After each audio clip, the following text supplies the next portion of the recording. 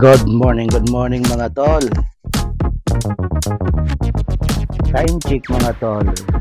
Alas 6:10 ng umaga. Inagaan natin paglagay ng audio mga tol kasi dito sa bahay kahit Biyernes Santo, Huwebes Santo, Sabado, mga kapitbahay ko puro music yan, bibidyo okay kasi bakasyon. Maya makisabay na rin ako. Gumawa ako ng kinilaw mga tol. Ang araw na yan kasi linggo. Pag linggo ng hapon galing ako sa overtime, pag uwi ko bumilis ng dilis. Paborito ko kasi yung dilis na kinilaw. Ginawa kong kinilaw mga tol. Unang proseso, tinanggalan ko siya ng ulo at bituka. Kasi yung ulo at bituka niya, yan po yung mapapait at medyo malansa. Kaya kailangan tanggalan ng ulo at bituka at linisin ng maigi para mawala yung kanyang lansa. Medyo madilim yung ating kusina mga tol. Makulimlim. Natakpan pa ng ating anino. Yung ilaw kasi niyan nasa likuran natin banda. Natakpan ng anino kasi siya na medyo madilim.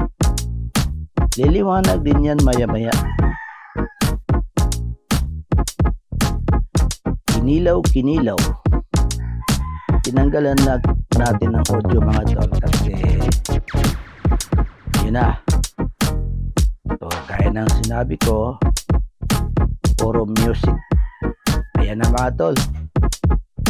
Natapos na pagtanggal ng ulo ang ating gagawing kinilaw na dilis.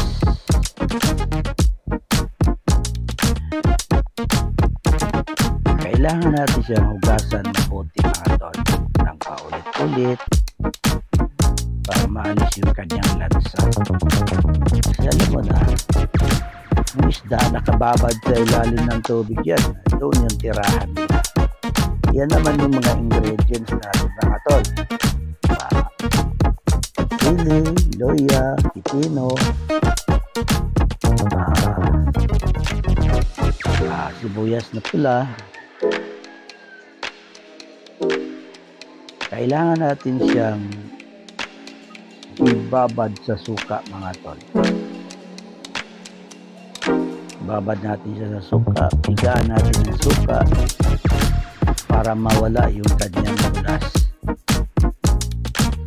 Meron pa nga niyan sa probinsya yung tambon-tambon sa Bisaya sa amin. Ang tawag tambon-tambon. Nilalagay dyan para mawala talaga yung kanyang lansa at bulas. Kaso dito sa Manila, wala tayong tambon-tambon. Kaya yung pampatanggal natin ng dulas, yung pipino.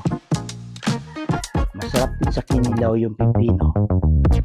Wawala yung kanyang lansa at yung kanyang dulas. Yan mga tol, binabad na natin siya sa suka.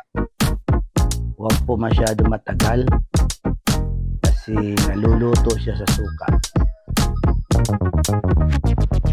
Higain natin at lagay natin doon sa isang plato Maya-maya, pagkatapos natin pigaan ng suka, pwede na siyang lagyan ng mga ingredients.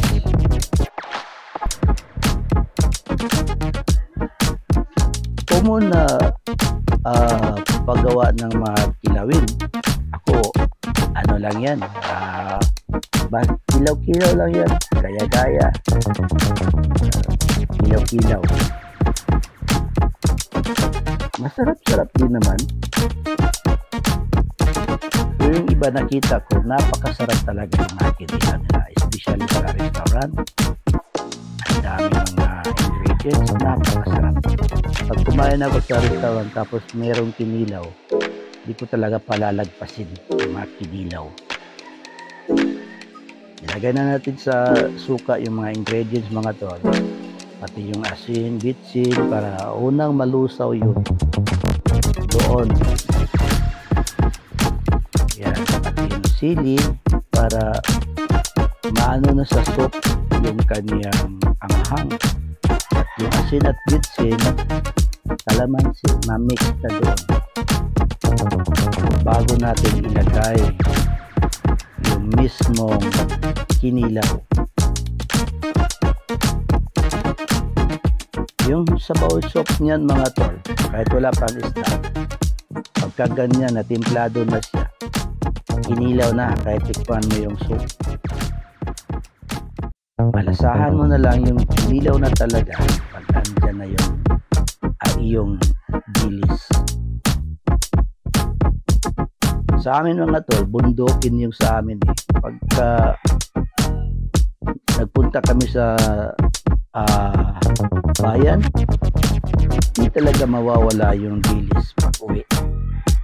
Kasi kinilaw, bundukin kami, bibihira lang kami makakain ng kinilaw. Kaya sarap ng kinilaw sa bundok, yung suka doon, yung tuba na bahal na ginawang suka, kulay pula, tapos yung tambon-tambon, napakasarap talaga doon sa bundok. Yung kilaw, yung kanyang suka, di masyadong maasim, parang bahal. Hinihigop namin yun. Dito talagang suka na yung ginagawa kasi wala tayong tuba. Pag nasubrahan sa suka, maasim, naluluto yung kinilaw mo, pero masarap pa din, kaya lang nasubrahan sa asin minsan. Ayan, nilagay na natin yung kinilaw yung sa ginawa natin soup na timplado na yung kanyang suka na mga ingredients. May kulang pa yan ng mga ingredients. Doon sa mga restaurant, nakita ko ang sasarap. Natanong ko ano yung nilagay, natawa lang yung tindira doon. Ayan na, mga tol, habang naglalagay ako ng audio recording, tumutulo laway ko, mga tol, para gusto ko na kumain.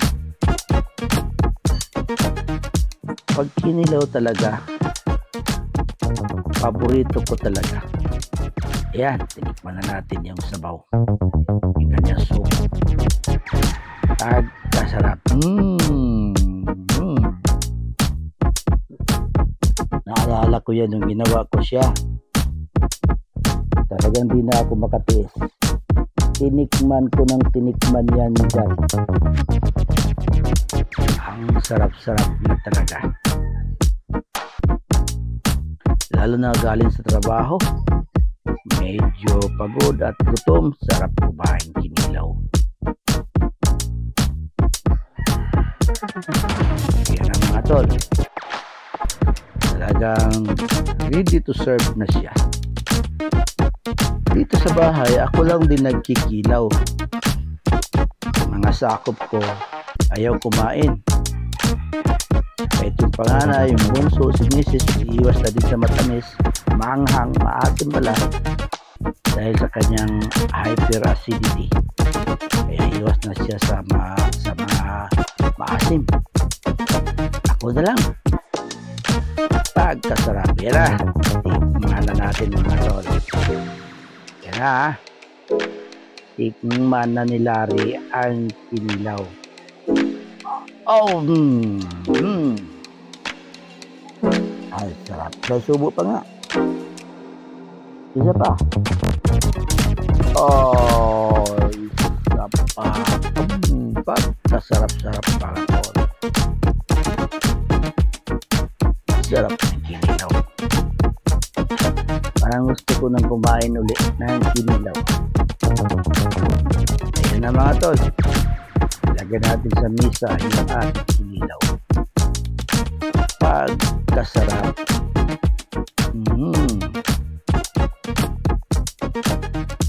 Thanks for watching mga tol ha. Pasensya na kayo. Yan lang ang kaya kong gawing kinilaw. Ayan na. Tikman na natin mga tol. Tikman ulit. Pagkasarap-sarap. Patriling pa. Thank you for watching mga tol ha. Pagkasarap-sarap. Pagkalamia. Isa pa. Pagkalamia.